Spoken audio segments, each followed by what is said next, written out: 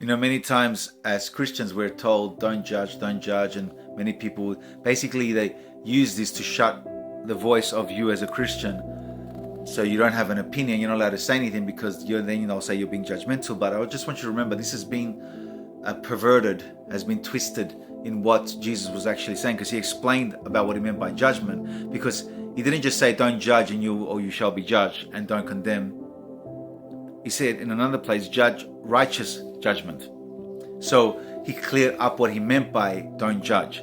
So when you're judging, don't judge in an unrighteous way, but there is judgment that you can do which is righteous. In other words, when something is evil, you can judge that and say that is not okay. If I see a rapist trying to rape some person, I'm going to judge that as evil, and because I judge that as evil, I can respond to that to stop the evil.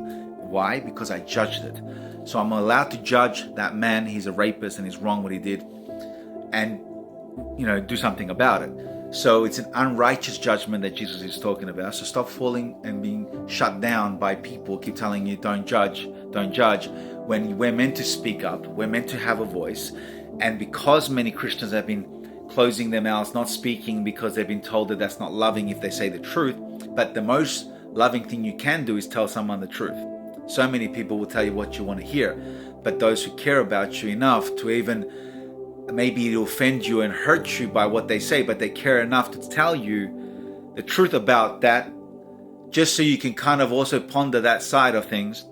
That is love, and that's care, because they're taking a risk to lose you as a friend, but willing to tell you still because they care about you enough. That's how much you mean to them. So I want you to remember that Jesus always, if you look at the Gospels, man, just remove the brainwash conditioning that we had from some people that teach us, don't judge and that's not loving and all that kind of stuff, and just read how Jesus responded to people. And there was times that he called people devils, demons.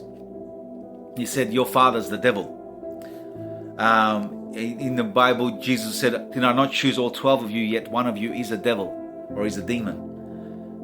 He told people, you whitewash tombs, you're full of dead man's bones. He said this to priests.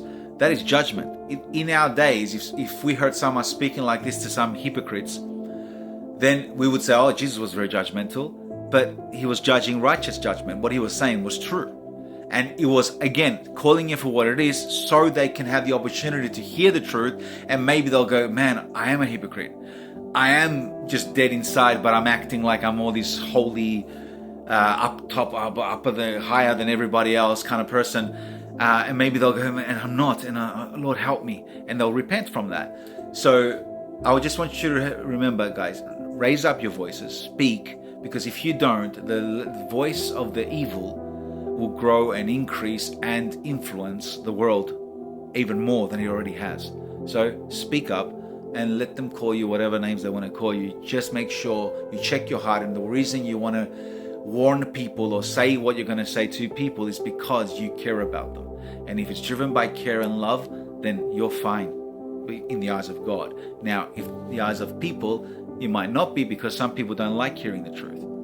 They want to be tickled, they have the ears tickled. It says that in the Bible, that they even have preachers tickling people's ears and things like that, because they don't want to hear truth. They don't want to hear sound doctrine or sound teaching, he says, and things like that. So, lift up your voice, record truth, tell people the truth, and because the truth, Jesus said, will make them free.